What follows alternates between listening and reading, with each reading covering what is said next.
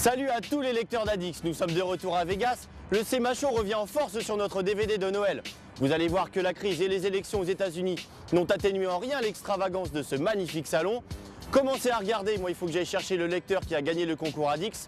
Vous allez voir, c'est vraiment un mec super. Si vous n'êtes qu'un lecteur occasionnel de la presse tuning en général et d'Addix en particulier, vous ne connaissez peut-être pas cette grand-messe de la personnalisation automobile qu'est le SEMA Show. Chaque année, ce salon auto aussi grand et en tout cas bien plus dense que le Mondial de Paris s'invite au Convention Center de Las Vegas. Ne comptez pas y débarquer en touriste, tous les gens qui déambulent dans les allées sont en fait des professionnels de l'automobile. Soit ils exposent, soit ils achètent, en tout cas ils sont là pour le business. Les journalistes et photographes sont en fait les seuls parasites à pouvoir y rentrer. Il faut bien que les magazines tuning soient au fait des nouveautés pour en informer les futurs clients. Je veux bien entendu parler de vous, chers lecteurs. Des centaines de milliers de businessmen sont donc là pour trouver les gens tendance à exposer dans leurs magasins, les dernières matières pour habiller les habitacles, les nouvelles méthodes ou couleurs pour repeindre une carrosserie, ou les inédites technologies améliorant l'efficacité dynamique de nos caisses. Tous les donc Hot Rod, Lowrider, Muscle Car ou Bigfoot que vous avez sous les yeux sont donc de véritables vitrines incarnant la perfection de la préparation automobile. Le souci du détail, la qualité de finition et des matériaux frise parfois l'excès de zèle et tutoie souvent l'œuvre d'art, pour le plus grand bonheur des passionnés d'automobile que nous sommes. Trêve d'émotion les amis, il est désormais temps pour nous de nous intéresser aux nouvelles bases tuning de ce cru 2008 du SEMA et vous allez voir, il y a de quoi s'arracher les cheveux. Eh Steph, viens man, il faut absolument que je te présente à tous les autres lecteurs d'Addix puisque c'est toi qui as gagné le concours. Dis-moi qui tu es, quel âge, profession. Comme tu l'as dit, je m'appelle Stéphane, j'ai 30 ans et je vis sur la région parisienne et je suis peintre en bâtiment. D'accord, tu lis Addix depuis longtemps? Je lis Addix depuis les débuts, en 2001. T'es un vrai passionné de tuning quoi. Ouais, je kiffe le tuning depuis longtemps en fait. J'ai eu mon permis à 18 ans, donc j'ai commencé très jeune avec des 205. Après je suis passé sur des Civic et maintenant je prépare des séries 3. D'accord. Donc j'ai pas fait grand chose dessus, j'ai juste mis un kit carrosserie, j'ai mis des jantes et j'ai rabaissé les suspensions. Et tes nouveaux projets c'est quoi?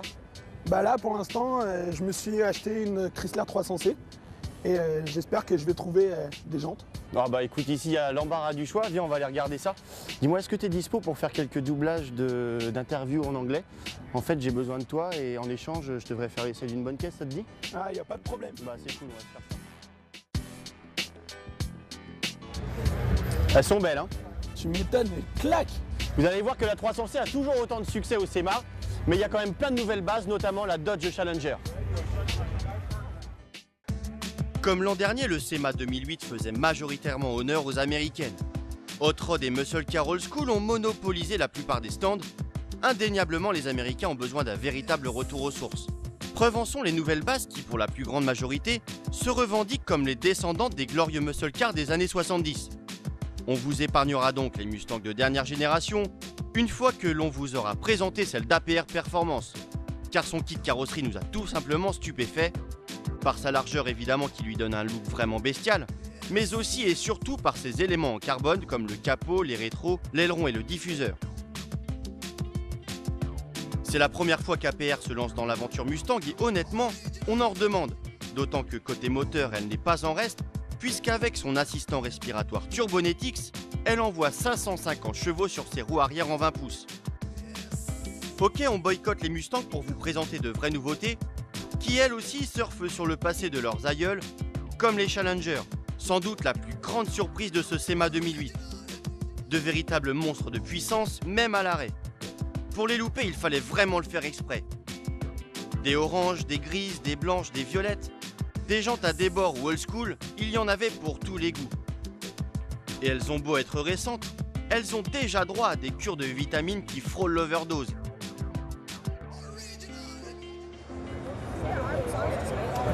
Regardez ça, la Challenger est à peine sortie et déjà elle a le droit à 2 turbos. Ici, là et là-bas. Et grâce à ça, elle passe de 366 à 700 chevaux. Oui, vous avez bien entendu, le V8 6 litres 1 développe désormais 700 bourrins. Qui l'eût cru en voyant ce kit carrosserie en fibre de verre presque discret? Pas grand monde. En fait, seule la lame avant en alu façon dragster et l'aileron trônant sur le coffre mettent la puce à l'oreille. Mais vous allez voir que d'autres Challengers cachent moins leur jeu. Alors cette Challenger, c'est la proche cousine de la grise et noire que je viens de vous présenter. Elle a le même kit carrosserie taillé au laser. En revanche, pour la suralimentation, elle n'utilise pas de turbo, mais un gros compresseur. Si avec seulement 500 bourrins, cette Challenger à compresseur reste un cran en dessous de la biturbo, elle lui emboîte le pas côté look. Même si les boucliers et la lame avant concoctée par G5 sont identiques, les jantes chromées, les échappements latéraux et surtout la couleur vert pomme sont bien plus extravagantes. Et je ne vous parle pas des feux qui n'ont désormais plus rien à envier à un sapin de Noël, une vraie bombe. Vous en voulez encore? Très bien. Alors que dites-vous du premier kit large sur Challenger qui comprend ces magnifiques extensions noir mat et ces énormes ailes avant? Grâce à ce traitement, le coupé Dodge se fait encore plus gros et gagne 25 cm à la proue pour 30 cm à la poupe. C'est à coup sûr l'un des plus virils muscle cars du SEMA. Et que pensez-vous de celui-ci qui chausse de magnifiques jantes Forgiato en 24 pouces? Par quel miracle sont-elles rentrées? Grâce à des suspensions pneumatiques, mais aussi et surtout à un gros travail sur sa partie arrière. Un carrossier s'est en effet particulièrement énervé sur les ailes en les élargissant copieusement. Avouez qu'avec sa carrure de catcheur et son agilité de danseuse, cette Challenger est particulièrement impressionnante. Vous pensiez que c'est elle qui chausse les plus grandes baskets? Détrompez-vous. Celle-ci s'est offert des rouleaux compresseurs Lexani en 26 pouces sur son essieu postérieur. Comme la précédente, ses ailes ont été généreusement élargies pour les faire rentrer. Une vraie caisse de cartoon. Vous trouvez ça encore trop sobre? Ok. Voici la bien nommée Red Devil, qui revêt une robe orangée nacrée des plus réussies. Et comme si cela ne suffisait pas à se faire remarquer, elle inaugure un inédit stripping 3D en carbone qui court du bouclier avant à son homologue arrière en passant par le capot, le toit et le couvercle de malle. Et elle ne fait pas qu'amuser la galerie puisque grâce à son compresseur, son 6 litres 1 sort déjà 725 chevaux. Allez, il est temps d'en finir avec cette satanée Challenger en vous présentant l'une des deux seules cabriolets du salon, la plus extravagante tant qu'à faire, celle de Coach Builder, un carrossier de Floride qui n'a pas hésité à sortir disques et chalumeaux pour provoquer la stupéfaction au SEMA. Et franchement, l'effet de surprise a bien marché. Mais Dodge n'est pas le seul à céder à la nostalgie. De son côté, General Motors lance sa nouvelle Camaro aux États-Unis. Pour à peu près 19 000 €, vous avez un V6, 3 litres 6 et 300 chevaux et surtout une gueule d'enfer. La Camaro est tout aussi emblématique et légendaire que sa cousine Challenger et honnêtement, la dernière mouture est aussi réussie que bon marché. Avouez qu'à ce prix-là, elle impose carrément la personnalisation. Si le modèle de course donne d'ores et déjà quelques idées avec ses jantes jaunes, son habitacle dépouillé et ses impadis aérodynamiques, cette série limitée imaginée par le pilote de NASCAR Dale Jr. confirme le potentiel du bébé. Jantes en 21, peinture de guerre, on aime ou pas, en tout cas ça a le mérite d'être original. Bon, on reste un peu sur notre faim avec cette fameuse Camaro qui, avouons-le, nous laissait espérer des transformations encore plus délirantes. Je vous laisse imaginer ce que pourrait donner cette version LS7 de 585 chevaux la plus puissante de la gamme si elle arborait des kits aussi exotiques que ceux de sa compatriote Challenger. Bon les gars, je crois qu'il est vraiment temps de vous lancer dans le business d'importation si vous voulez bosser sur des bases aussi incroyables.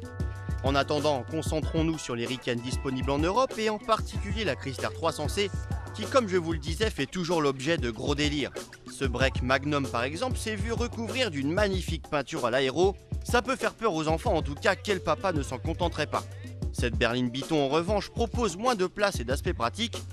Elle, son truc, c'est l'extravagance comme en témoignent les jantes en 24 pouces et les cinématiques d'ouverture de porte. Et sa sono d'enfer ne fait que confirmer cette impression puisqu'ampli et subwoofer exonique laisse peu de place au bagage. Heureusement, siège en peau d'autruche et écran LCD rattrape le coup et invite au voyage. Tiens, et en parlant d'invitation au voyage, que pensez-vous de cette 300C baptisée Hollywood qui, avec ses sièges avant à ciel ouvert et sa cabine fermée pour les passagers, fait un clin d'œil aux voitures de luxe des années 20? Ça en jette, non? Allez, finissons ce petit tour d'Hériken avec un petit détour par le Canada qui nous propose des engins tout aussi exotiques. Alors comme vous le savez, sur le SEMA, on rencontre des gens extraordinaires. Ici, on est avec Eric, le commercial de G2 Cycle. Il va nous expliquer ce que c'est que ce drôle d'engin. Je vous présente la nouvelle 3 roues, la nouvelle G2, avec le kit Aero 3S. Alors cette voiture, c'est quoi? C'est un 3 roues qui arrive comme ça ici, mais out the engine, pas de moteur à l'intérieur. Donc vous le recevez à partir de 29 000 $. Donc en euros, ça fait comme 25 000 euros, un peu moins. 23 000 euros. Allez, 23 000 euros. Alors, quelles sont donc les spécificités techniques de cette voiture au niveau du moteur? Premièrement, on retrouve des freins 4 pistons, des freins de Mark Wallwood à l'avant. Donc, il faut savoir que cette machine pèse 700 livres. Donc, elle a un freinage tout à fait époustouflant, génial. Et avec le moteur, présentement, on est couplé avec un ZX12 de Kawasaki. Donc, à peu près 203 forces de moteur qui donnent des performances qui passent en km/h, les 275, 280 km/h. Et en accélération? C'est le 0-100 km en 3.8, 3.9 secondes. D'accord. Et ben c'est super. Merci beaucoup Eric pour cette Ça petite fait histoire. plaisir. Écoutez, n'hésitez pas à visiter notre site web. Hein? D'accord, sans problème. www.g2cycle.com. Vous avez entendu? www.g2cycle.com. Merci beaucoup. Toujours au Canada, mais sur le stand Castrol cette fois, trônait la plus délurée des Ricaines de ce cru 2008. Là, on est sur le stand Castrol et comme vous le voyez, ils ont complètement abandonné le petit Roadster Solstice pour se concentrer sur la dernière Cadillac CTSV. Et comme vous le voyez, il est vraiment difficile de faire plus large. La CTSV, vous ne la connaissez peut-être pas bien et pour cause, elle a débarqué en Europe il y a peu. Pour résumer, elle utilise un gros V8 compresseur de 560 chevaux et boucle le Nürburgring en moins de 8 minutes. Eh bien pour Elite Tuner of Canada, ça ne suffisait pas. Il fallait une CTS encore plus violente. Ils ont donc offert à cette gentille berline de père de famille un V8 LSX, initialement développé par General Motors pour la compétition. Et pour enfoncer le clou évidemment, ce bloc a été boosté par 2 turbos. Accrochez-vous à votre fauteuil, ce V8 développe désormais 1450 chevaux. On comprend maintenant pourquoi les voies et les ailes ont été aussi élargies. On attend même de pied ferme celui qui prétendra faire mieux en partant d'une CTS. A l'intérieur c'est Byzance, le cuir tabac court dans tout l'habitacle, et la Sono Pioneer n'aurait rien à envier à un studio d'enregistrement. Indéniablement, cette Caddy est largement au niveau des précédentes réalisations de Castrol, même si de prime abord, elle saute moins aux yeux.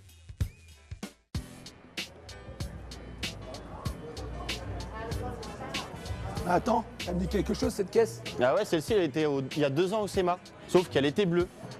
C'est ça. Et ouais, et ça tombe bien que tu me parles de ça, puisque maintenant, on va embrayer sur les japonaises. On attend les dernières Impreza, Lancer et GTR.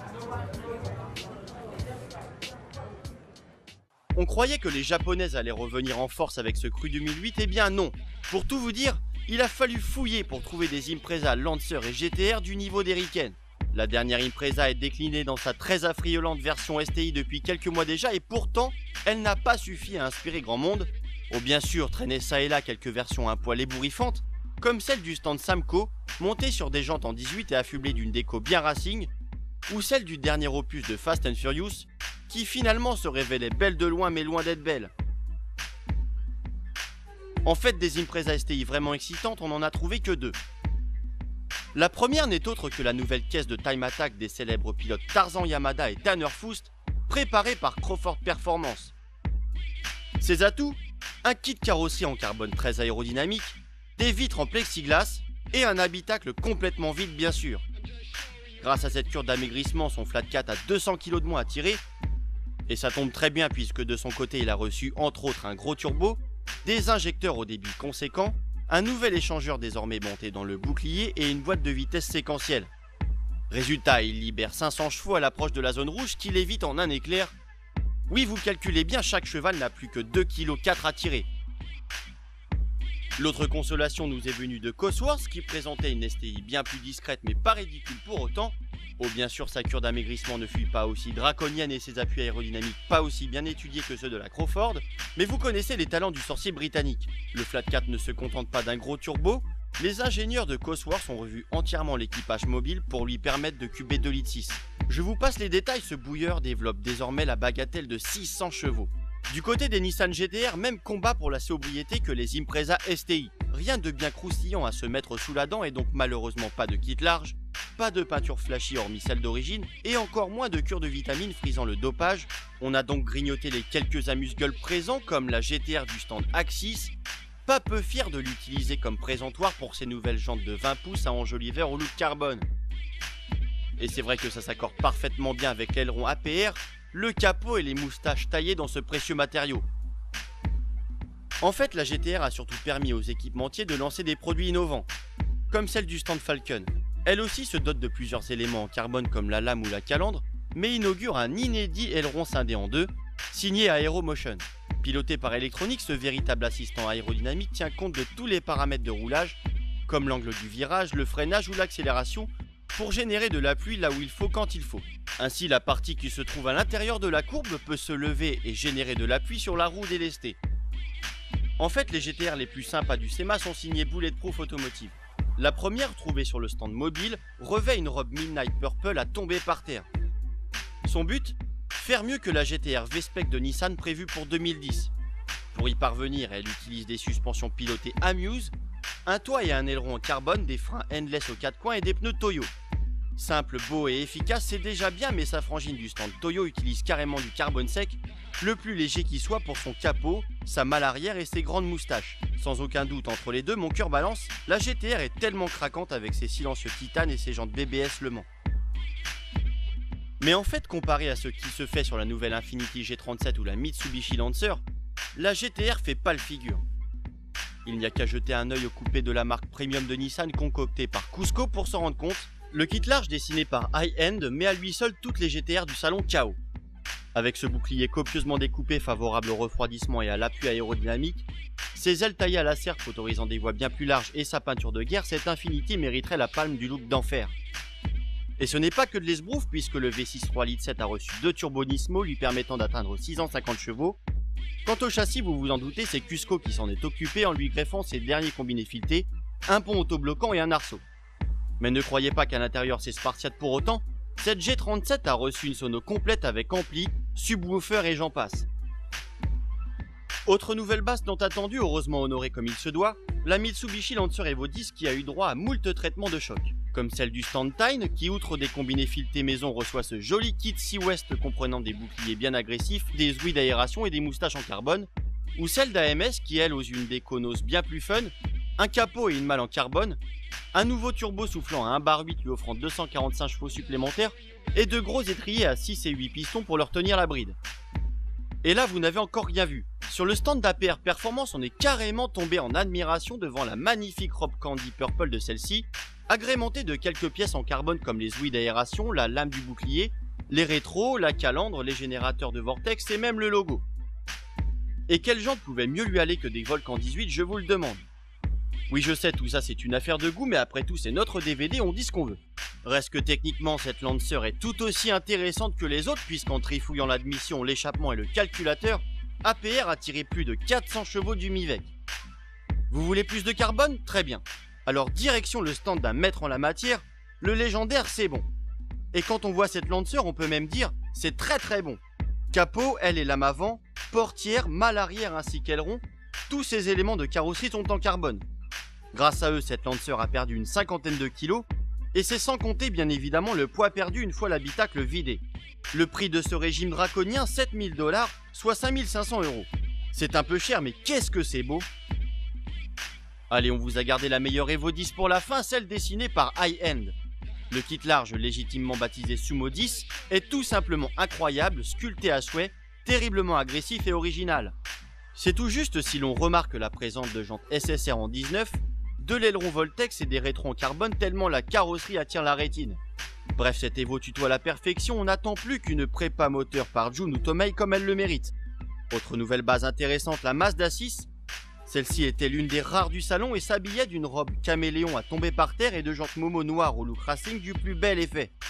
Nous devions impérativement vous la présenter, d'autant que la marque Nippon fait partie des plus actives sur la scène tuning chez nous.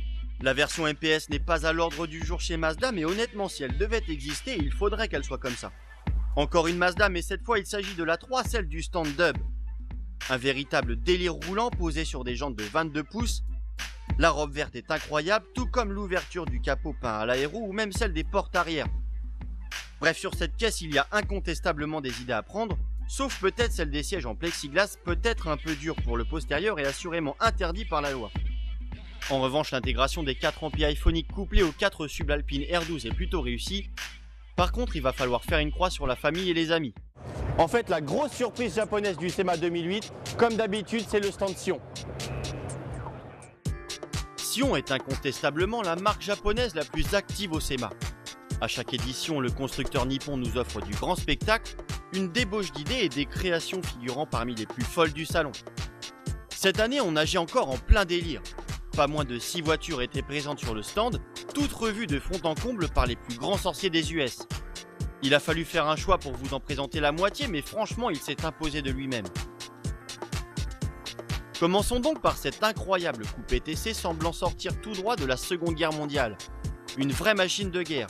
Eddie Ham, le tuner qui s'est chargé de le transformer en bombardier, n'a rien trouvé de mieux que de décaper entièrement la tôle, la polir puis la vernir sans oublier évidemment de rifter tous les panneaux. Les jantes Rally America que l'on trouve habituellement sur des hot rods trouvent une place de choix, tout comme cet énorme aileron en alu brossé emprunté au dragster. Bref, le souci du détail est incroyable, on reste littéralement scotché devant la gueule de requin sur les flancs, le capot à aération typique de l'aviation, les lanières en cuir pour le fixer, ou encore les échappements sortant du bouclier avant. À l'intérieur, on se croirait à bord d'un vieux coucou. Les sièges inconfortables en alu collent parfaitement à l'esprit du bébé, bien qu'ils n'invitent pas vraiment au voyage. Toujours chez Sion, mais dans un autre registre, ce XD au travail tout aussi impressionnant rend hommage quant à lui aux américaines à ciel ouvert des années 60. Il est l'œuvre de l'équipe de Drag Cartel Industries et comme vous pouvez le voir, il tutoie lui aussi la perfection.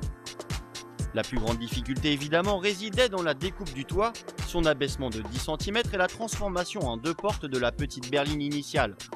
La qualité du taf est tout simplement incroyable, la peinture irréprochable, même les intérieurs de portes ne soulèvent aucune critique.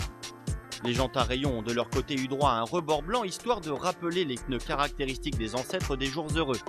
À l'intérieur, parcours sans faute également, on s'imagine dans les baquets façon hot rod, promenant les potes parfaitement installés derrière la sono, matant les écrans et surtout prenant un bain de soleil, les fesses posées dans le cuir blanc. Du pur bonheur. Autre modèle Sion est probablement celui qui remporte le plus de succès aux États-Unis, le XB.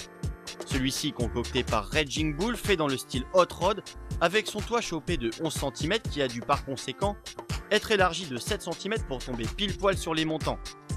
Le haillon également a lui aussi été abaissé puis élargi pour un ajustement parfait. Ce XB est tout simplement magnifique une fois recouvert de cette robe candy purple métallisée, puis équipé de jantes fousses chromées en 20 pouces. Dans le cockpit, c'est tout aussi délirant, les sièges sont encore moins accueillants que dans le TC de combat. Les panneaux de porte s'habillent de tissu gris tandis que le pommeau de levier de vitesse en viendrait presque à toucher le plafond. Dommage qu'il n'y ait pas de prix décerné au SEMA, celui-ci mériterait celui du plus bel hommage au hot rod. Mais des Sion qui déchirent, il n'y en avait pas que sur le stand du constructeur. L'avantage indéniable du XB, c'est que sa forme de parpaing permet de loger un maximum de choses en un minimum d'espace. Et c'est pour ça que Kicker l'a choisi comme showcar cette année. Dans l'habitacle, ils ont réussi à caser 6 subwoofers, 8 amplis, des haut-parleurs à gogo dans la cloche de bord et les montants, bref, de quoi balancer 2500 watts. Ça devrait suffire pour une free party improvisée. Et si on terminait ce dossier japonaise avec une douche de carbone? Car contre toute attente, elle a permis à la bonne vieille 350Z de faire à nouveau parler d'elle. D'abord sur le stand Tanabe où la dite Nippon recevait la noble fibre, dans une finition mate pour faire espérer la plus légère de toutes utilisée en F1. Ce n'est pas le cas mais bien évidemment c'est moins cher et un peu plus lourd.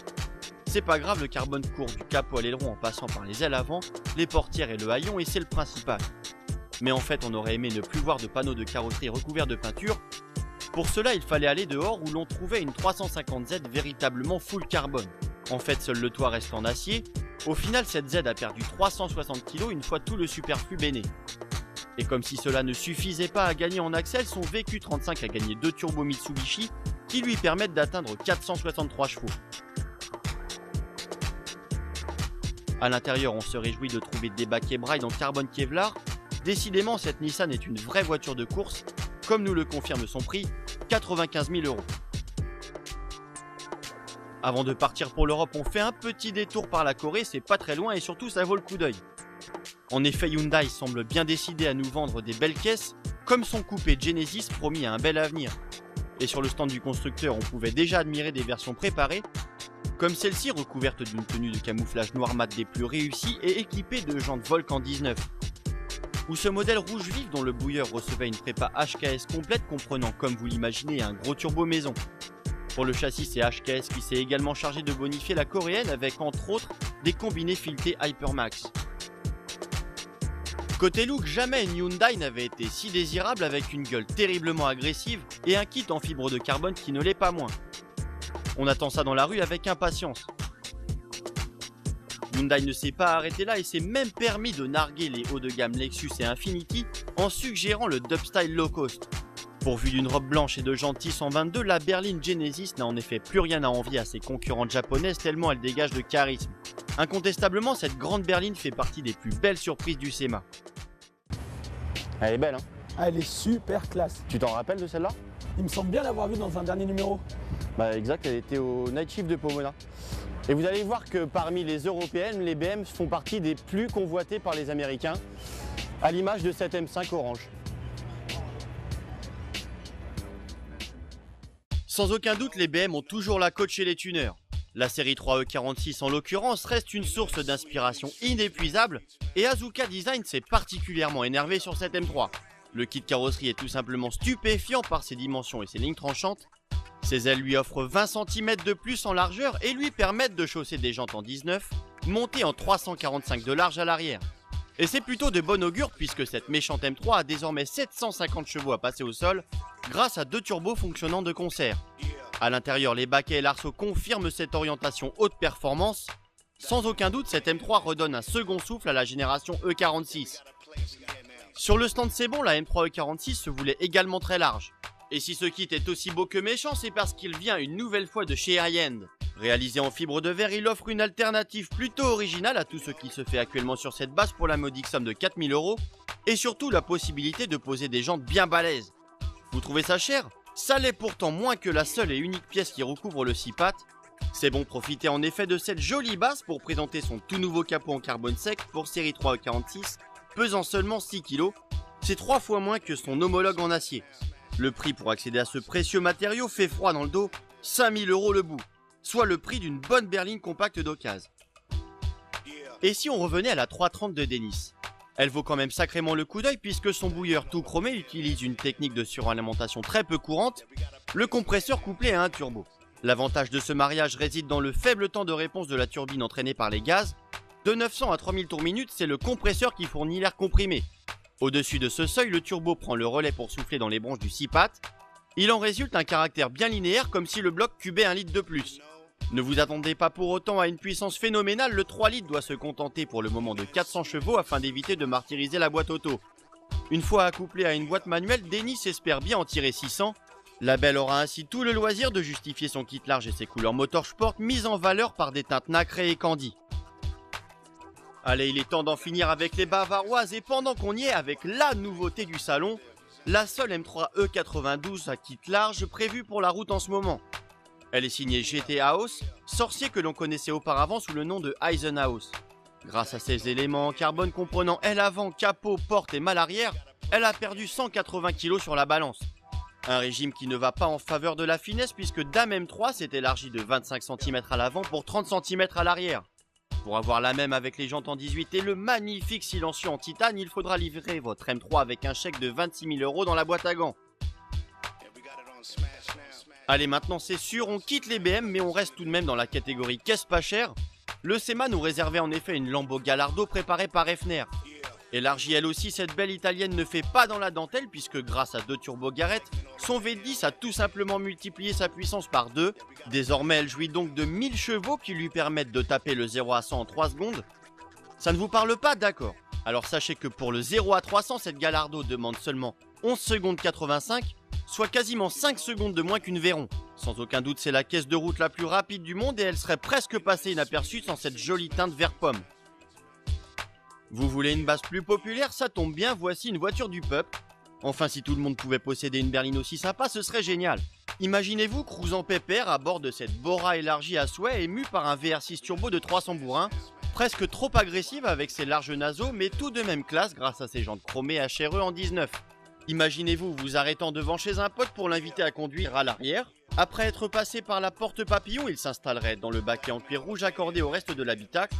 Il n'aurait plus qu'à allumer la PlayStation, empoigner fermement le cerceau et se lancer dans une folle course de caisse diffusée sur l'écran plasma de 30 pouces, les oreilles enivrées par les rugissements des bolides sortant de la sono de 2000 watts. Ah, les petits plaisirs de la vie. Ah tiens, un petit bonheur sur 4 roues justement, en voici un. Et oui, les ricains aiment les Smart. Non pas pour rouler avec car c'est bien trop petit, juste pour s'en servir comme chocard, ça prend moins de place sur les stands. En fait, celle-ci nous a complètement fait craquer, pas uniquement par sa couleur verte d'une autre planète, en fait c'est son habillage en velours façon Flower Power des années 70 courant du sol au plafond qui nous a le plus séduit.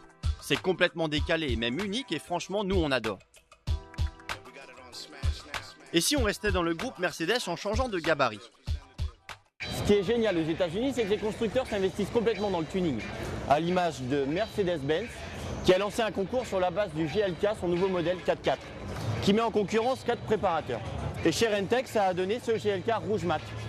Difficile à croire et pourtant c'est vrai, les seuls Merco à nous avoir mis sur le cul restent les 4x4 GLK du concours Mercedes. Comme si on la marque à l'étoile a bien compris que pour lancer un nouveau modèle, la meilleure méthode était de faire parler de lui.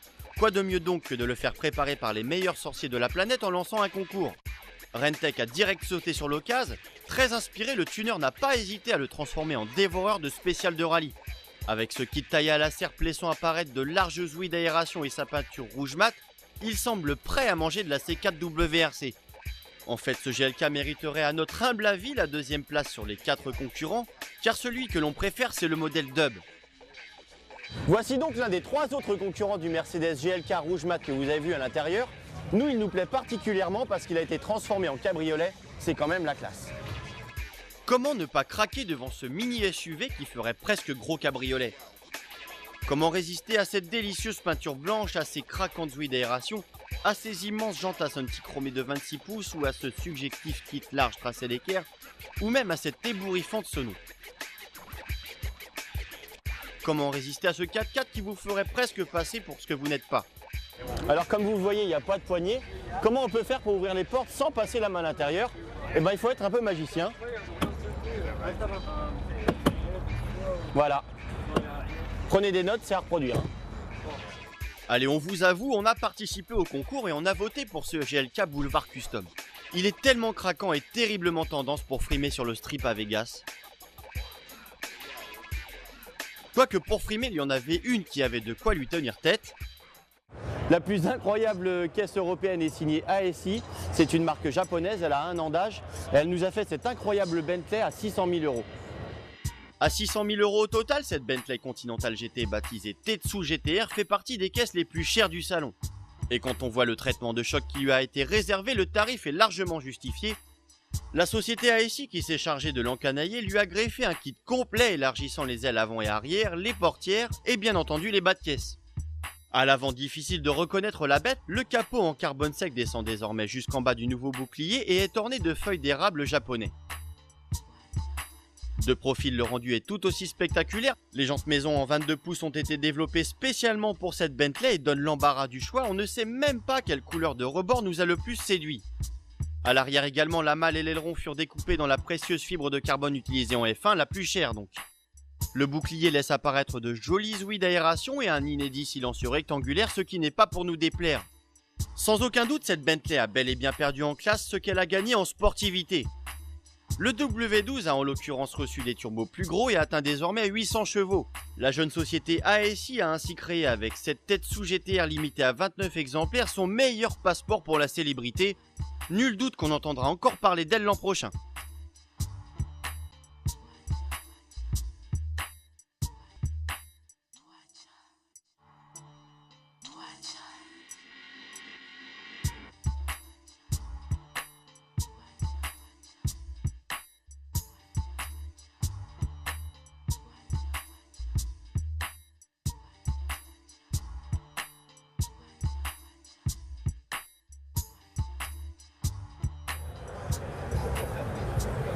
Alan, réveille-toi, faut y aller. Oh putain merde. Je m'étais endormi. Regarde, on est super bien installé là-dedans. Clairement. Bon, faut qu'on rentre alors. Ouais. Oh, puis vous aussi, vous êtes là? Bon, bah j'espère que ce sujet SMA vous a plu. Fouillez dans le menu, il y a encore plein de choses à voir. Allez, viens Steph, il y a encore 9000 bornes à faire.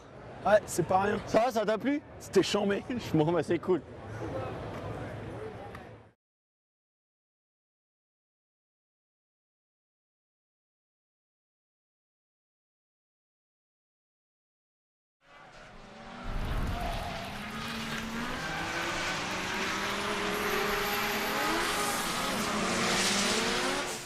Salut à tous les lecteurs d'Addix. J'imagine que vous avez adoré la Lexus Bentley présentée dans notre DVD. Nous en tout cas, on a été particulièrement étonnés par son intérieur réalisé en moins de 24 heures. On a donc décidé de rendre visite à ceux qui ont concocté ce cockpit. J'ai nommé California Upholstery. Et vous allez voir que dans ce petit atelier de la banlieue de Los Angeles, tout est possible, tout est réalisable. Suivez-moi. California Upholstery est donc l'un des plus grands spécialistes de la confection d'habitacles complètement délirants aux États-Unis. On vous a déjà présenté ses œuvres dans les précédents numéros d'Addix.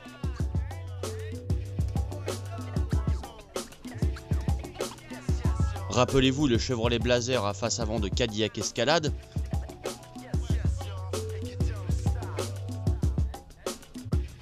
Ou encore cet incroyable BM Série 7 présenté au SEMA l'an dernier. Voilà donc ce que fait John le Big Boss depuis 25 ans.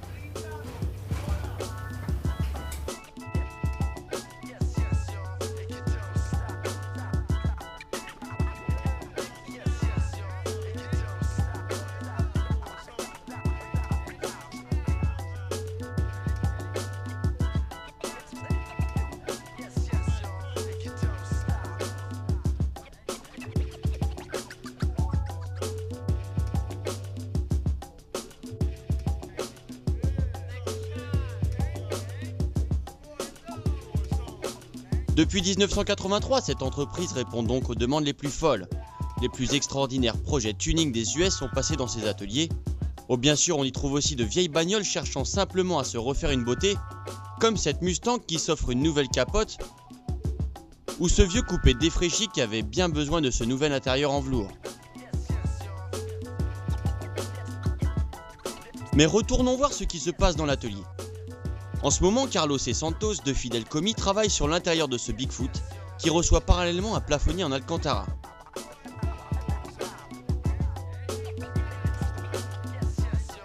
Pour le proprio de ce monstre, hors de question de se contenter d'une peau de vache. Celle d'un éléphant, c'est quand même plus classe et surtout bien plus original. Nous sommes donc avec John, l'un des membres de cette entreprise familiale. On va lui demander quelles sont ses matières premières. John, quel genre de peau utilisez-vous? On utilise toutes les peaux qu'on peut trouver. Autruche, alligator, crocodile, serpent, python, certaines espèces de raies, buffles, rhinocéros, éléphants, tout ce qu'on peut utiliser quoi. Combien d'animaux sont nécessaires pour confectionner un intérieur? Évidemment, ça dépend de quel animal tu veux. Pour un intérieur complet, tu comptes 4 crocodiles. Ça dépend de si tu veux du basique ou de l'exotique. Certains veulent même de la peau au sol. Je peux avoir besoin de 20 autruches, 10 crocodiles. En fait, il n'y a pas vraiment de limite. Quelle est la chose la plus dingue qu'on vous ait demandé? Une fois, un mec m'a carrément demandé de la peau de chameau. On croyait que c'était une blague, mais non, il disait la vérité. Pour l'instant, on n'en a pas trouvé, donc c'est pas encore fait. En tout cas, une chose est sûre, la peau de raie est la plus demandée en ce moment. Ici, elle habille les sièges et la banquette arrière d'une Chrysler 300 CSR T8.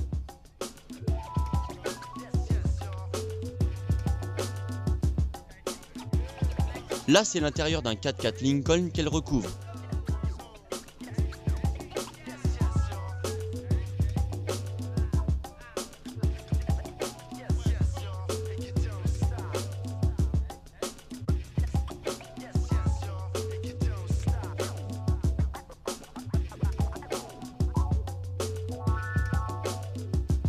La peau la plus dure à travailler, celle de l'éléphant, considérablement plus épaisse et solide que les autres. La plus difficile à attraper, celle du crocodile évidemment, c'est que c'est sauvage ces petites bêtes là. Reste que la peau de crocodile présente un problème majeur, c'est qu'une fois sortie de l'eau, elle perd sa couleur en moins de 6 mois. Et oui, elle n'aime pas sortir de son milieu naturel et ne peut donc être consacrée qu'à quelques show tuning. Habiller un siège, c'est finalement pas compliqué. On réalise un patron pour avoir les bonnes dimensions, on coupe la peau que l'on colle à une mousse bien épaisse puis on recoud.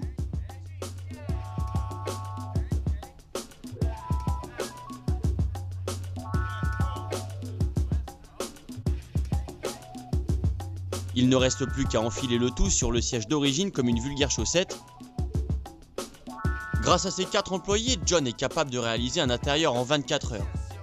Le prix, il dépend de la matière première, qui peut aller de 100 $ pour du velours à 2000 pour de la peau de raie ou d'éléphant. Je parle bien sûr du prix d'un intérieur complet, sans compter la main d'œuvre évidemment. Alors, il n'y a plus qu'à économiser.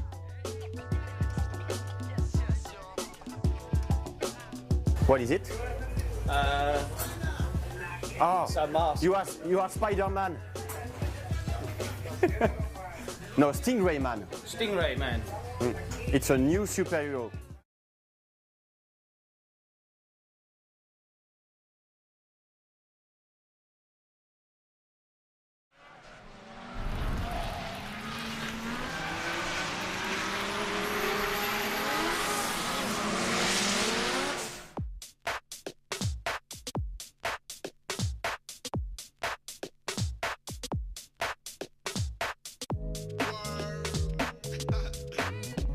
Salut à tous, chers lecteurs. Addix World vous emmène une nouvelle fois dans la banlieue de Los Angeles. Cette fois-ci, c'est pour vous présenter ce gros monstre qui a été présenté au SEMA l'an dernier. Il est motorisé par un gros V8 biturbo. L'histoire de ce microspace est complètement dingue. En fait, les Garnieri, le boss de BRS Auto Design, en avait marre de tous ces kits larges qui ne servent à rien. Il a donc lancé un appel via son site internet à tous les V-tuneurs du monde. Et il leur a dit « Dessinez ce que vous voulez, je le créerai de toutes pièces ». Et c'est Robbie, un V-tuneur anglais, qui a créé ce dragster. Pour Lee Garnieri, c'était clair. Ce XB était incontestablement le V-tuning le plus déjanté de tous ceux qu'on lui avait présentés. Il méritait donc bel et bien de voir le jour. Évidemment, il fallait trouver des sponsors. Tous les meilleurs équipementiers de la planète se sont donc jetés dans la brèche et ont offert leurs meilleurs produits. Et contre une place de choix sur son stand au SEMA l'an dernier et de gros stickers sur la caisse, Mobil a financé en grande partie la main d'œuvre. Comme quoi la pub ça a du bon. Mais c'est surtout pour BRS Auto Design, spécialiste des kits larges les plus ahurissants, et vous en avez eu la preuve à maintes reprises dans Addix, que ce XB V8 est un gros coup de pub. Les ailes larges à elles seules sont une invitation à la course. Moulées devant, riftées derrière, les extensions ajoutent 10 cm de chaque côté. Sans aucun doute ça pousse beaucoup d'air, mais il n'y a pas à dire, le résultat est monstrueux.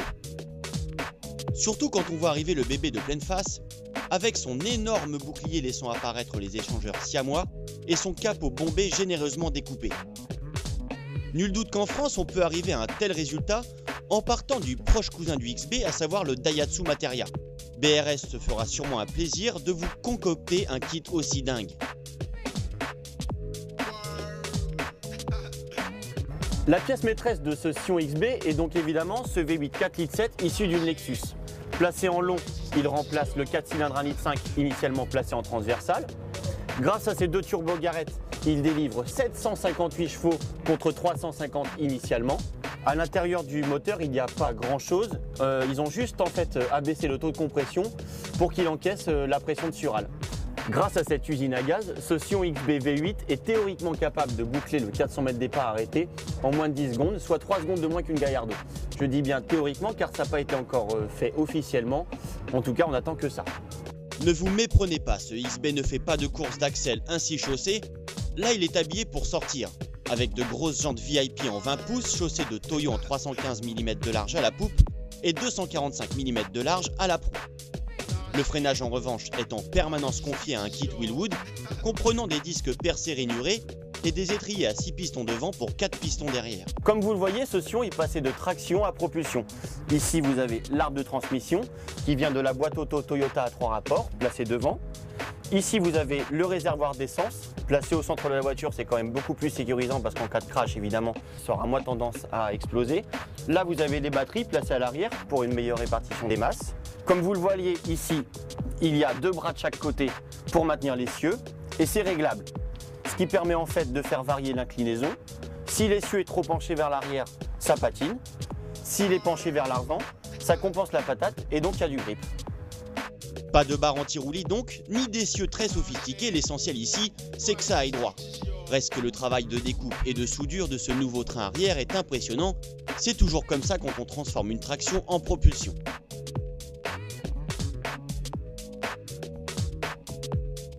Alors comme dans toute caisse de course qui se respecte, ce Sion XB est équipé d'un volant amovible signé Energy, Hop. De toute une batterie de mano qui donne évidemment température d'huile, pression d'huile, ratio air-essence, voltage, pression de turbo, niveau d'essence. Vous avez les baquets status pour être bien maintenus. Et puis comme vous le voyez, il n'y a plus d'autoradio, ça sert à rien. L'essentiel, c'est de mettre le pied dedans. Grâce à cette instrumentation complète signée Autometer, le pilote peut ainsi s'assurer du bon déroulement des opérations. Et en cas de panne, toutes les données enregistrées permettent de donner un diagnostic en quelques secondes. Allez, il est temps de rendre les clés de ce jouet pour grands enfants. On aurait vraiment aimé le faire tourner plus longtemps pour vous laisser apprécier son bruit, mais les consignes de BRS étaient strictes. Pour préserver la bête, nous n'avions droit qu'à un tour de pâté de maison à basse vitesse. Mais croyez-moi, ce fut bref, mais intense. Salut à tous, chers lecteurs. Addicts World.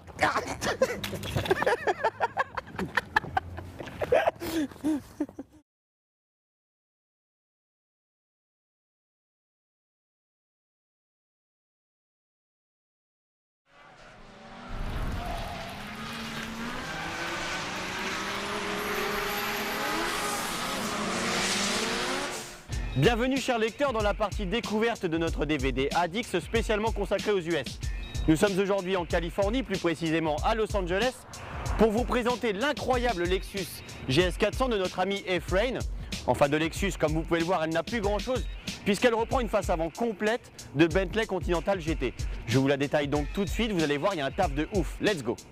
Cette Lexus, vous l'avez découverte dans notre dernier reportage consacré au Dub Show de Los Angeles, c'était dans notre numéro 85. Son originalité et l'ampleur du boulot réalisé nous ont décidé à rencontrer Efrain, son proprio. Et on a beau voir cette jolie métisse pour la seconde fois, on est toujours autant impressionné par son charisme. Efrain voulait la rendre encore plus classe et sans aucun doute, il y est parvenu. La pièce maîtresse de cette GS400 est bien évidemment cette face avant complète de Bentley Continental GT reprenant les ailes, le capot, le bouclier, la calandre et, souci du détail oblige, les répétiteurs de clignotants de la belle anglaise. Ça a quand même plus de gueule qu'une GS400 d'origine.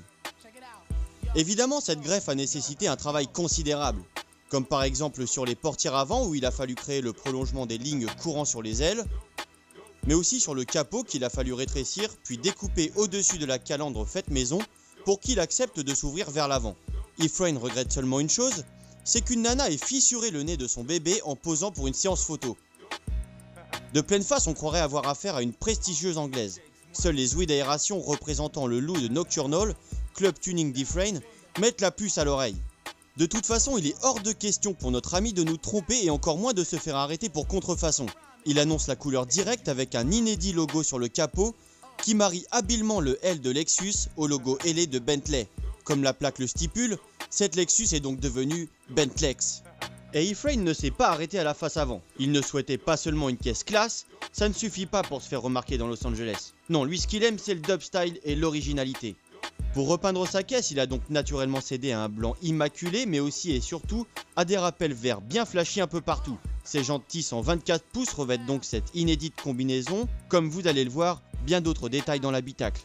Et pour faire rentrer ces énormes rouleaux compresseurs chaussés de Pirelli P0 en 275 de large, il a dû déborder d'ingéniosité. Il a ainsi usiné lui-même de nouveaux bras pour installer des suspensions pneumatiques, lui autorisant une garde-sol réglable. C'est quand même plus pratique pour braquer. Après ce gros casse-tête, il ne restait plus qu'à lisser les flancs pour affiner la silhouette et ainsi gagner en fluidité.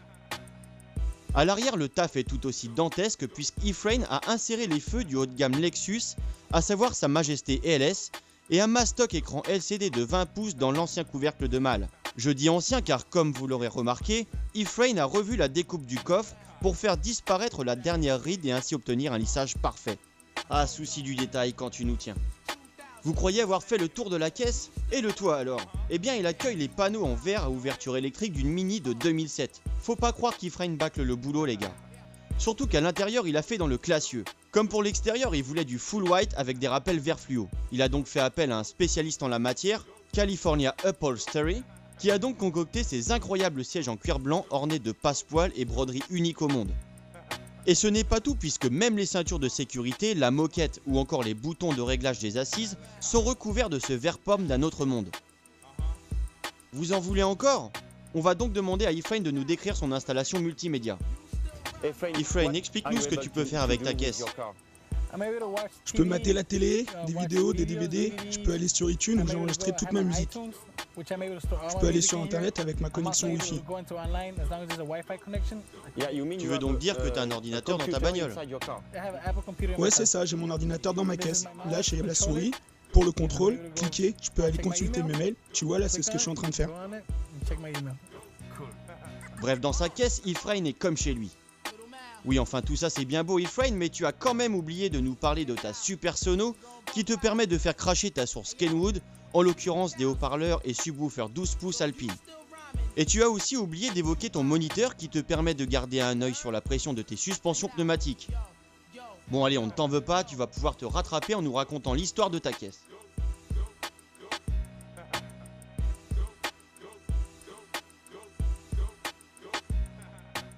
Nous sommes donc avec Efrain en balade dans sa Lexus. Il va nous expliquer tout le délire qu'il y a autour de cette voiture et les galères qu'il a eues. Efrain, explique à nos lecteurs qui tu es, quel âge tu as, dans quoi tu bosses.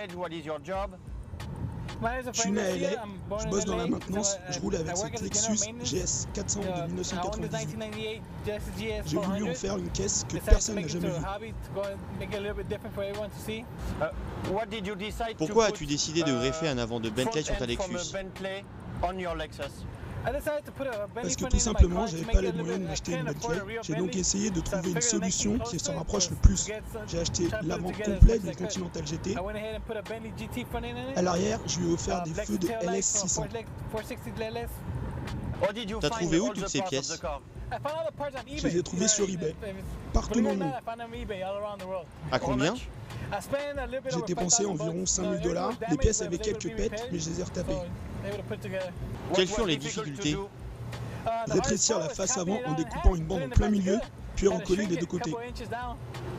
Oui, parce qu'évidemment, une Bentley est plus large qu'une Lexus. Bentley est plus large de 10 cm.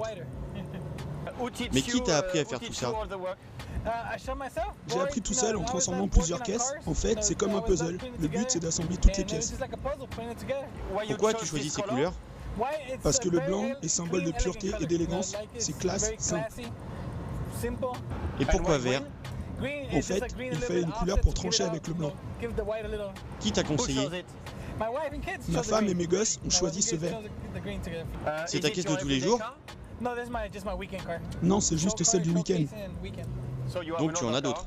Ouais, 2 autres caisses. Qu'est-ce que les gens pensent de celle-ci? Ils sont épatés. Ils pensent que tu es riche, que c'est une vraie Bentley? Les gens pensent que j'ai dépensé beaucoup d'argent. C'est vrai, mais pas trop. Que te reste-t-il à faire pour la finir? Il faut que je peaufine les trains roulants et le coffre. Ça devrait être terminé l'année prochaine. Bref, Efrain est un autodidacte de génie et eBay une véritable banque d'organes low cost. Et oui, sortez votre calculette pour faire la conversion, le nez de la Continental GT ne lui a coûté que 4 000 €, alors que Bentley le vend 16 000. Et le boulot qu'il a fait lui-même avec ses petites mains potelées lui en a fait économiser 6 000. Mis bout à bout, ces chiffres nous donnent un budget total, caisse comprise de 23 000 €. Ça vaut le coup de se prendre la tête, non? Allez, bonne route Efrain, bon courage pour le taf qu'il te reste à faire et surtout profite bien de tes balades dominicales en Bentlex.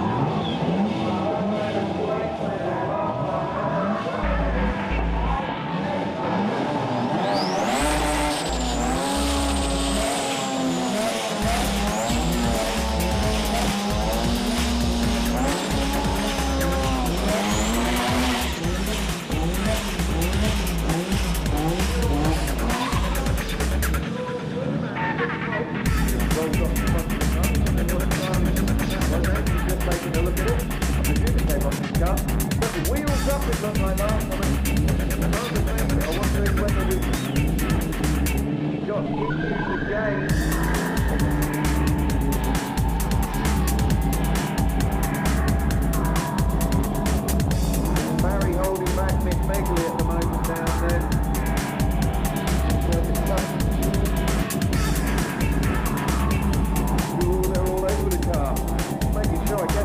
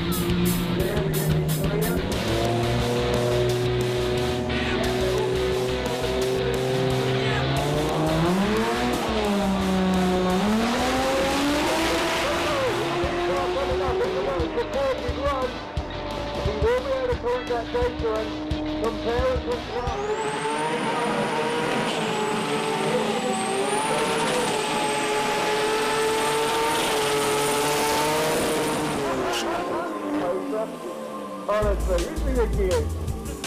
What about it, mate? Street Eliminator? Good to see some of our Jap drivers adopting the burnout styles of our mainstream drag racing classes. And 8.5, and believe me, Andy will be the first to tell you that that's a backed up 8.5 is the best of this machine run. Looking to improve upon that with this first run, and then go for the killer tune for later. That engine apparently is predictable today. You don't give a monkey what happens to it. So they're going to ramp up the boost and go into the crazy man. So Monday waiting very patiently down here at the NC Supra.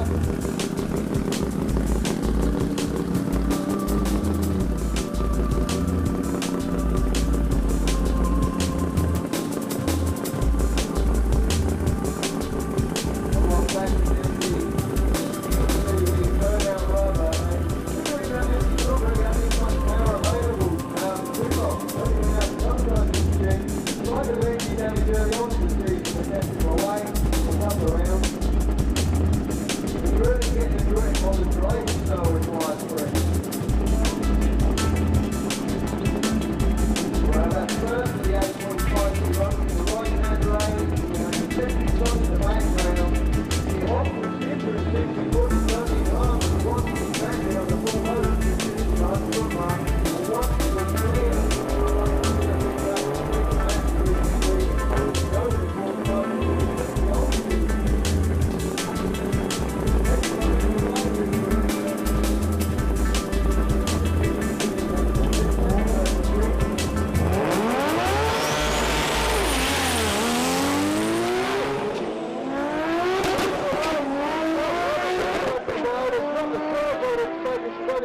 9 surely. Yeah, the 9.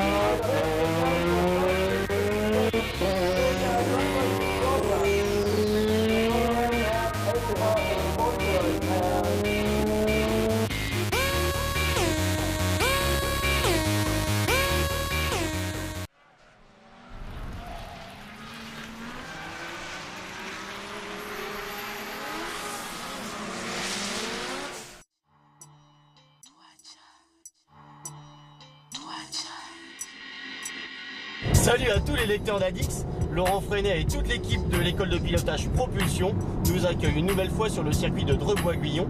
Cette fois-ci c'est pour essayer la dernière Subaru Impreza STI, vous allez voir ça dépote, c'est un engin de malade mental, c'est parti. S'il y a bien une caisse qu'on attendait avec impatience depuis l'apparition de ses premières photos et caractéristiques techniques, c'est bien la Subaru Impreza STI. Et si la version WRX est devenue désespérément consensuelle avec un comportement aussi sécurisant que monotone, la STI semble bel et bien décidée à devenir encore plus monstrueuse que sa devancière. Et ça se voit à son look, qui n'a jamais été aussi révolutionnaire qu'avec ce cru 2008. Adieu ligne carrée et mal arrière, bonjour aux courbes et aux haillons. Incontestablement, on ne peut pas dire que le résultat soit des plus élégants.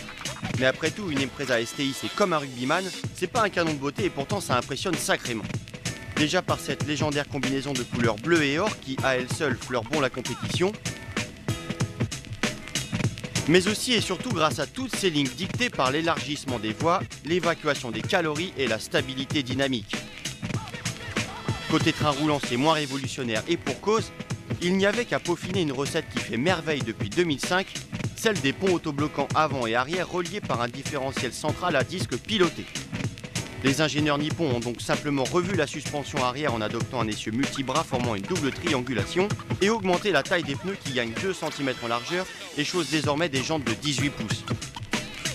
Et alors que la longueur de la caisse a diminué, l'empattement s'est accru de 8 cm.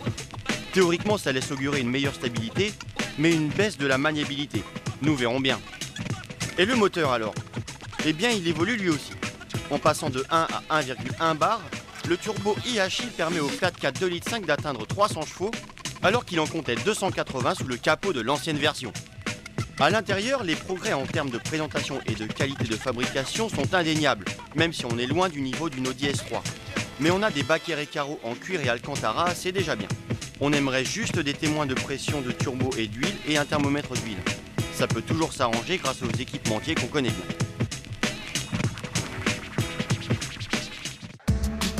À l'usage, les accélérations de la STI sont impressionnantes. À bas régime et malgré l'accroissement du couple, le flat est encore un peu creux, mais à partir de 4000 tours minute, c'est l'avalanche. Chaque pression sur l'accélérateur est synonyme de violente poussée dans le dos. Sur les 4 premiers rapports, cette Impreza est très difficile à suivre et pour cause, elle ne demande que 25 secondes et demie au 1000 mètres départ arrêté. Sur les 2 derniers rapports, elle est tout de même un peu pénalisée par son aéro de parpaing. Mais c'est amplement suffisant pour enrhumer tout ce qui roule dans les passages sinueux. Pilotée par Laurent Freinet sur le circuit de Dreux-Bois-Guillon, cette Subaru nous a signé un temps inférieur à une Corvette LS3. Vous allez comprendre pourquoi. Ce qui est génial avec la Subaru Impreza, comme vous le savez, c'est une 4 roues motrices, c'est qu'on peut gérer la répartition du couple entre l'essieu avant et l'essieu arrière depuis l'habitacle via ce petit bouton ici. En poussant sur la commande du différentiel en mode manuel, on se dirige vers une répartition à 50-50 qui sous-entend donc un accroissement de la motricité au détriment de la maniabilité. En tirant dessus, c'est le contraire puisqu'on redescend progressivement vers une répartition de 59% à l'arrière et 41% à l'avant. Bon, ça c'est pour les vrais pilotes, hein. C'est quand on sait en fonction des différents paramètres, du revêtement asphalte ou terre. Donc là, il faut vraiment avoir des bonnes notions de pilotage pour faire les réglages soi-même. Mais quand on sait le faire, c'est un vrai régal. Ce système, on le connaissait déjà sur l'ancienne Impreza STI. Ce qui est nouveau en revanche, c'est cette molette SI Drive qui laisse le choix entre 3 cartographies moteurs. En appuyant dessus, on enclenche un mode économique. En la tournant vers la gauche, on a toute la patate, tandis que vers la droite, on réduit au maximum le temps de réponse à l'accélérateur. Bref, tout ce qu'il faut pour se prendre pour un Peter Solberg en herbe. Vous savez désormais pourquoi elle est capable de péter tous les chronos, et ce potentiel se sent tout de suite au volant. Dans les passages serrés, et c'est le problème récurrent de toutes les Impreza, la STI 2008 est plutôt lourde de l'avant et sous-vire beaucoup. Pour passer vite, il faut vraiment la balancer sur les freins pour inscrire le cul et aller chercher la corde. Mais c'est un vrai plaisir quand on la provoque. Dans les courbes rapides, les passages sont tout simplement supersoniques. L'équilibre est parfait, les appuis sont vite trouvés et il est vraiment difficile d'atteindre les limites de la caisse. Le grip des Dunlop SP Sport 600 est tout simplement exemplaire sur sol sec, mais vraiment insuffisant sur sol humide où les frayeurs ne sont pas rares. On a beau avoir l'une des meilleures transmissions au monde, le seul contact avec la route reste la gomme. Si les suspensions ne limitent pas totalement les prises de roulis sur piste, elles permettent de digérer les irrégularités sur route défoncée et d'être vraiment très rapide malgré les trous et les bosses. Le système de freinage Brembo, identique au modèle 2005, est toujours aussi performant. Pour être clair, ça décélère autant que ça pousse.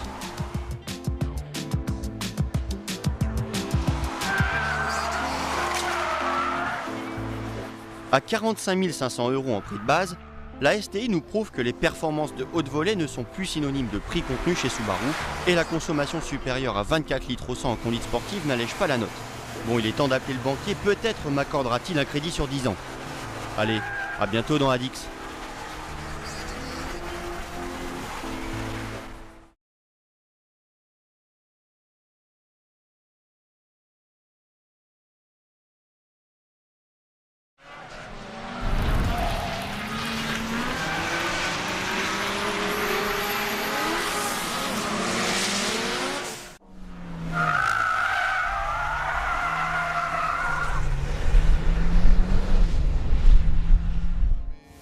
Salut à tous les lecteurs d'Adix, on est de retour sur notre circuit test.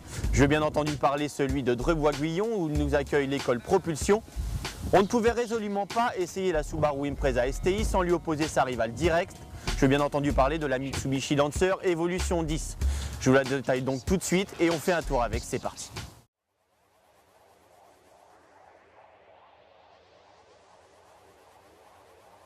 Il aura fallu attendre l'année 2004 et l'importation de la 8e évolution sur le vieux continent pour que la Lancer vienne concurrencer la Subaru Impreza sur les routes hexagonales.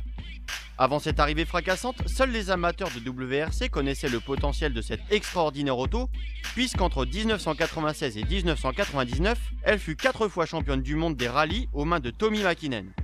Pourtant, la Lancer Evo existe depuis 1993 au Japon et fait le bonheur d'amateurs d'intégrales à fort caractère. Au rythme d'une évolution quasiment tous les ans, la Lancer en arrive déjà à sa 10e génération et comme vous pouvez le voir, les changements sont nombreux. Le plus important de prime abord vient du look général, qui n'a malheureusement plus grand chose à voir avec l'incroyable concept présenté en 2005. Ami tuner, il n'appartiendra qu'à vous de faire naître un lien de parenté. Mais la Lancer Evo 10 fait dans l'agressivité et ça nous plaît. Les feux avant, les ouïes du capot et la grosse bouche servant à refroidir radiateur et intercouleur ont un avantage indéniable, celui de pousser les autres automobilistes à se rabattre sur la file de droite. Si la Subaru Impreza cède au format bicorps, la Lancer Evo conserve heureusement sa malle arrière, toujours prétexte à la pose d'un gros aileron. Comme sa devancière, elle exhibe un monstrueux diffuseur, mais ajoute une deuxième sortie d'échappement sous son pare-choc. Finalement, c'est de profil que le lien de parenté avec la 9 est le plus flagrant, avec ses ailes larges qui trahissent la largeur des voies et la généreuse dimension pneumatique. D'ailleurs, la Mitsu chose des pneus identiques à la Sub STI, des Dunlop SP Sport 600 en 245-45-18. A l'intérieur, l'Evo 10 fait toujours confiance à Recaro et on s'en réjouit.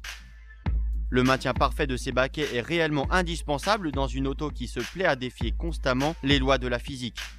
La qualité des plastiques et de leur assemblage en revanche ne progresse guère. C'est dur et pas très bien fini, mais qu'importe, autant privilégier la légèreté.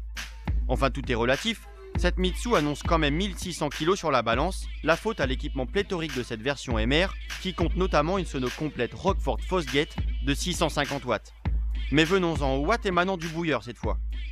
A la différence de Subaru qui a cédé à l'augmentation de cylindrée, Mitsu préfère garder des codes semblables à celles des caisses du WRC. Le tout nouveau bloc en alu reste donc un 2 litres. Alors que le calage variable Mivec n'agissait que sur l'arbre à cam d'admission dans l'Evo 9, il apparaît sur son homologue dévoué à l'échappement sur la 10. Quant au turbo, il grossit par rapport à son aïeul et souffle désormais à 1,6 bar en overboost. Tout ce petit monde permet donc aux 2 litres de revendiquer 295 chevaux à 6500 tours et 365 Nm de couple à 3500 tours. Et quand on ouvre en grand, ça cause. Faute de cylindrée, le bloc est un peu creux à bas régime, mais passé 4000 tours, il envoie la sauce dans un vacarme du tonnerre. La Lancer pousse grave et à aucun moment on n'a l'impression de manquer de patates. C'est une vraie balle. En fait, la seule déception vient de la boîte de vitesse. Et oui, dites au revoir à la bonne vieille grille en H. La Lancer Evo cède à une boîte à double embrayage semblable à la DSG de Volkswagen. Rassurez-vous, une boîte classique sera disponible très bientôt. Au démarrage, cette boîte baptisée TCSCC sélectionne un mode automatique au glissement très exagéré. Heureusement, on peut sélectionner un mode sport. Là, les passages de rapport deviennent francs et rapides, mais ils le sont encore plus avec le mode manuel, qui autorise 2 choix possibles, un mode sport, plutôt convenable, et un mode super sport, sélectionnable uniquement à l'arrêt, vraiment viril. Sans aucun doute, cette boîte fait partie des plus rapides et des mieux gérées au monde. Les palettes permettent de se concentrer sur les trajectoires et la manipulation du volant, d'autant qu'elles sont solidaires de la colonne de direction, ce qui évite aux mains de courir après en virage. Et pourtant, les quelques hésitations au rétrogradage nous font souhaiter une sortie imminente de la version à boîte manuelle. Car côté train roulant, la Lancer est toujours la meilleure intégrale du globe. Comme la 9, elle utilise 2 différentiels actifs qui travaillent conjointement. Celui placé entre les 2 essieux se verrouille au freinage pour stabiliser l'auto. En entrée de virage, il se déverrouille pour aider au placement alors qu'en sortie, il se verrouille à nouveau, assurant une motricité sans faille. De son côté, le différentiel arrière, piloté lui aussi, transmet le maximum de patates à la roue extérieure pour provoquer du survirage et aider la caisse à tourner. Résultat, la Mitsu est un vrai régal sur piste. Alors que la SUV est désespérément sous-vireuse, la Lancer cherche constamment la corde. Le train avant est d'une précision et d'une vivacité hallucinantes et la suspension ferme à souhait. Bref, la Lancer est d'une redoutable efficacité quand la route est lisse. Sur du bosselet en revanche, elle sautille un peu, l'Impreza STI s'y révélera incontestablement plus à l'aise. Reste que cette Lancer tutoie la perfection question comportement et facilité d'utilisation, on se prend même à abuser du survirage contrôlé et des acrobaties. C'est pas vraiment efficace mais terriblement amusant, surtout quand on se loupe.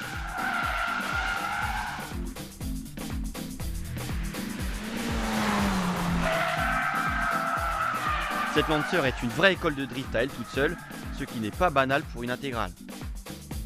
En conclusion, nous dirons que la Lancer Evo 10 est encore plus efficace que la 9, reste que la boîte à palettes, l'augmentation du poids et le manque d'endurance du freinage nous font piétiner d'impatience.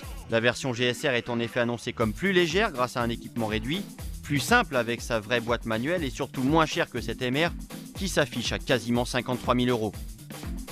Allez, à bientôt dans Addix.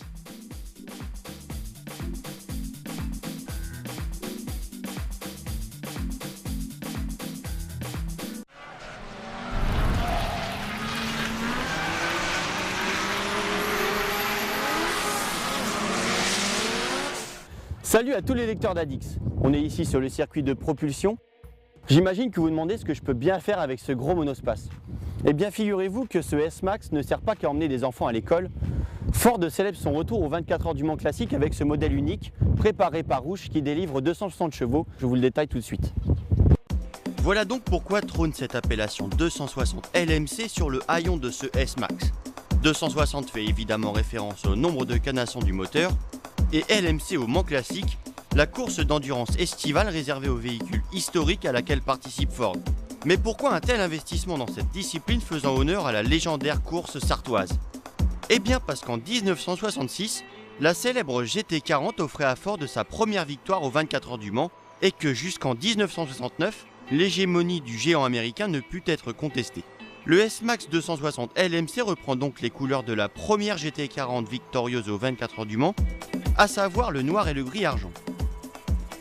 Vous voulez le même? Impossible, je vous l'ai dit, c'est un modèle unique.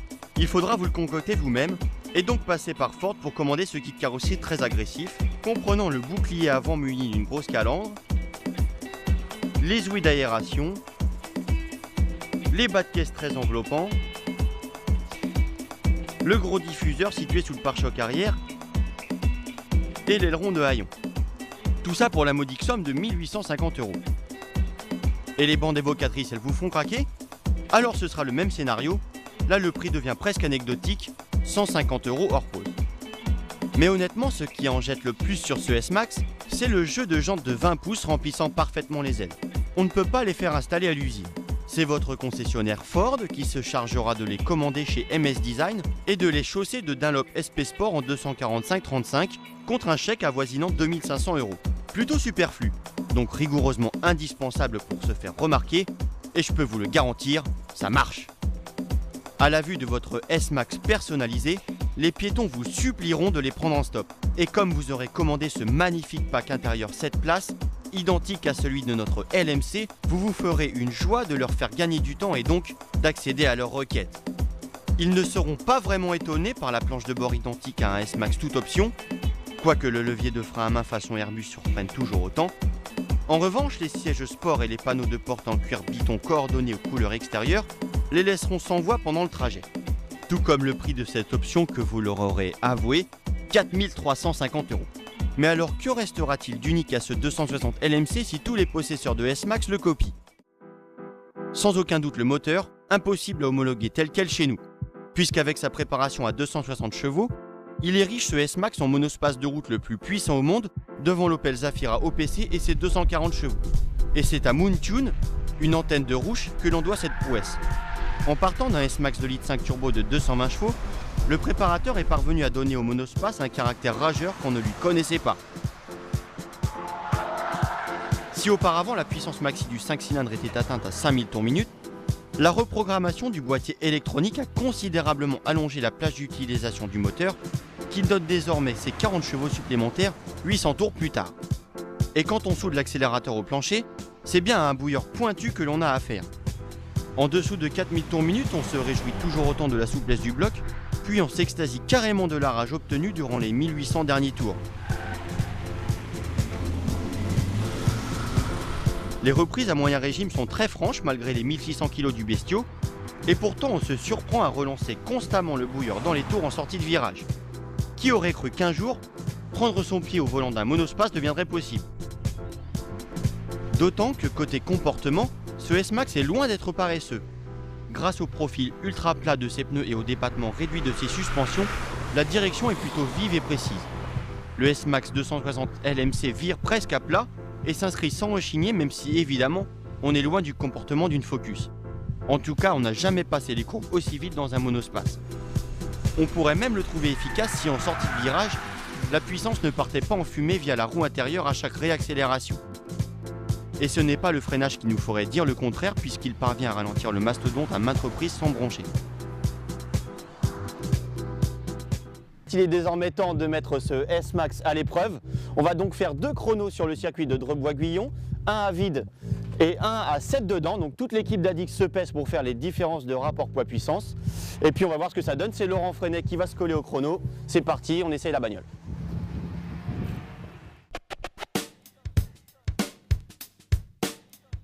Bon bah c'est parti, Laurent nous emmène à l'école.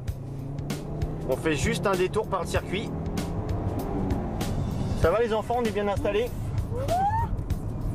On fait chauffer les pneus quand même un peu avant. Ah, on fait chauffer les pneus, ouais. Je te dirai Charlie quand tu démarreras le chrono, tu l'as en main. Wouh! C'est parti. Tu le mets, je te le dis. Stop chrono! Allez c'est parti. C'est parti. Comment ça tu veux descendre? Tu vas à l'école comme tout le monde. Escale un peu sur le pneu. Hein? T'as la roue extérieure qui patine. Ouais, hein, ça s'ouvre un petit poil, hein. Un petit poil. Allez, on va freiner un peu là, quand même.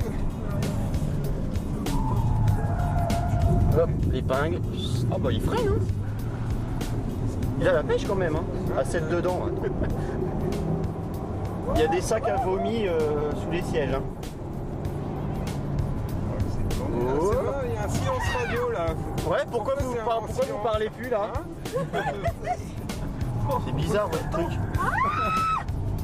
Faut tirer le câble hein, des fois pour l'aider.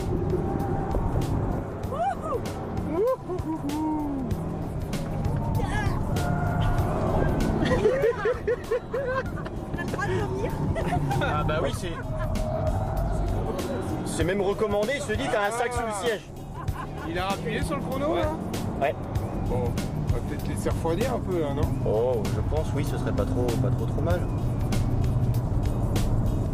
Alors, le verdict du chrono, Charlie? 1, 10.40. C'est pas mal. Ça va. C'est pas mal. 1 minute, 10 secondes, 40 centièmes. C'est plutôt honorable pour une caisse qui avait quand même plus de 2 tonnes à tirer avec toute cette marmaille. Et vous allez voir qu'après avoir déposé les gosses, il est capable de gagner une bonne poignée de secondes. Allez, on commence avec le chrono à vide. Laurent est aux commandes, c'est parti, on y va. Go!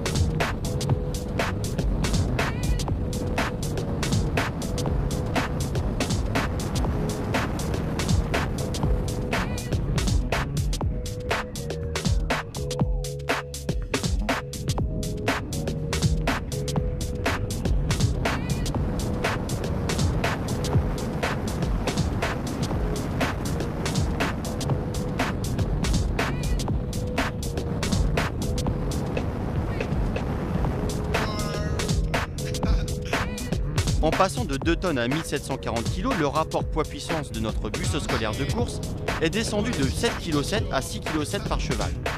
Résultat, le gain au tour fut tout aussi impressionnant.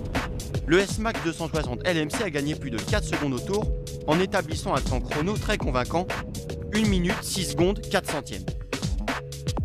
Pour finir, on va vous donner quelques chiffres agaçants. Si vous voulez un S-Max diesel aussi sympa bien que moins performant, comptez au minimum 39 300 € pour un 1,8 litre TDCi et plus de 45 000 pour le 2,2 litres avec toutes les options du catalogue. Ça donne envie de fonder une famille, non ?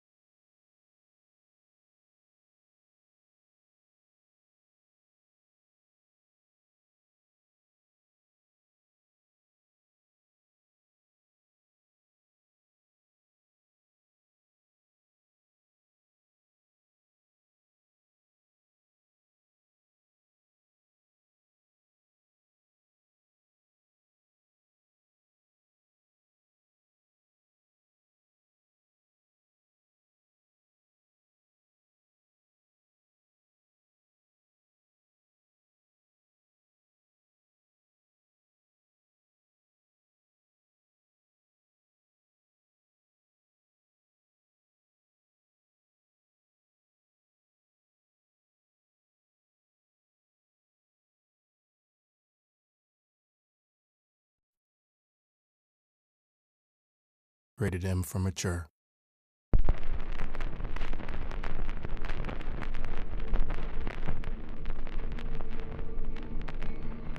I have a rendezvous with death.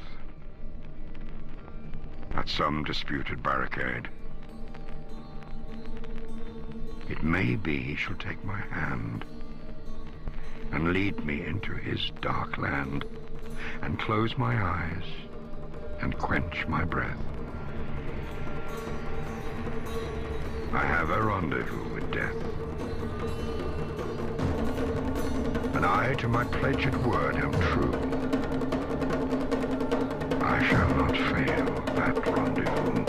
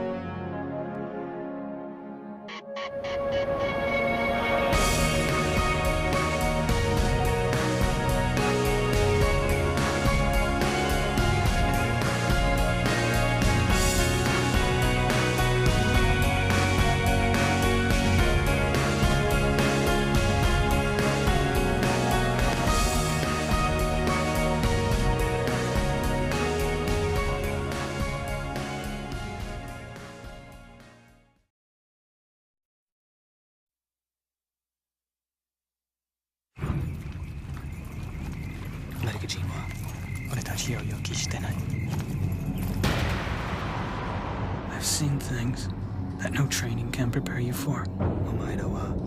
I look at the faces around me, and I know. Nobody expected anything like this.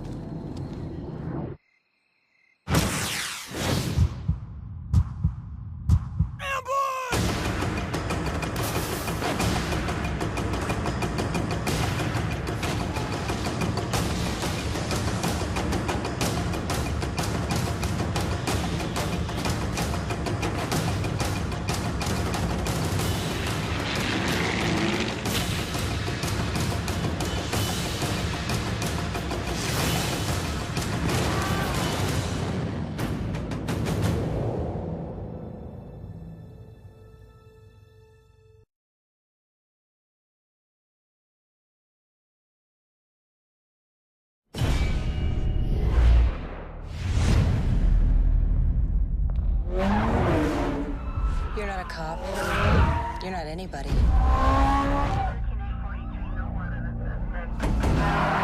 You're not good and you're not bad. You blend and you listen and you don't trust anyone. Once you go under, you're on your own. Any questions? Keep your eyes open. These guys play for keeps. You want to run with us? Prove I can trust you. I like your attitude. I want you to do a thing for me. All yours, dog.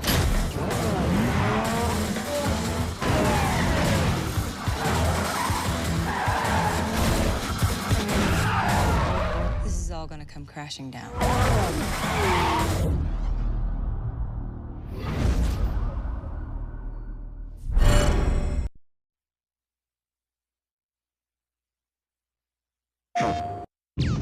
For Radio USA, this is Henry Stillman. Today, the country shudders in the wake of cataclysmic devastation. Torn by war with a brutal and terrifying enemy, the likes of which we have never seen.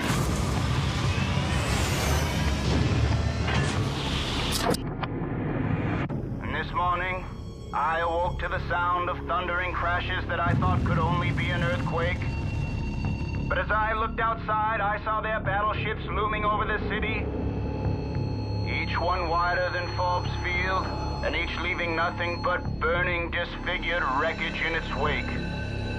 Former friends and neighbors now lie in storm drains, limbs twisted in ways I can't begin to describe. This struggle for the very survival of mankind, this struggle that has now reached across the shores of our homeland, this struggle, ladies and gentlemen, may now be forever